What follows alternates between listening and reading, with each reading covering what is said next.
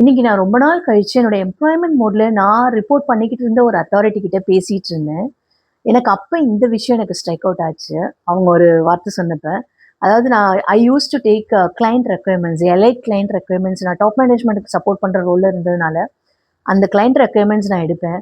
நான் எடுத்துட்டு நான் அப்படியே ஒரு ஃபுல் நோட்டா நான் அனுப்புவேன் பாஸஸ்க்கு.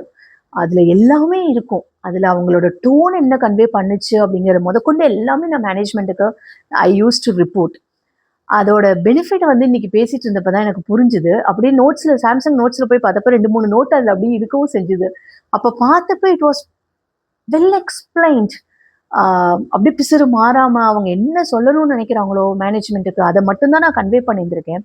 நான் எதுக்கு சொல்ல வரேன் அப்படின்னா, உங்க சேல்ஸ் டீம்லயும் அந்த கிளையண்ட் ரெக்யர்மென்ட் எடுக்கிறப்ப எப்படி எடுக்குறாங்கங்கிறத பாருங்க. கிளையன்ட்ட சொல்ல நினைக்கிறது ஒண்ணா இருக்கா? இல்ல இவங்க இன்டர்பிரட் பண்ணிக்கிறது இன்னொன்னா இருக்கா? இவங்க மேனேஜ்மென்ட்க்கு பாஸ் ஆன் பண்றது இன்னொன்னா இருக்கா?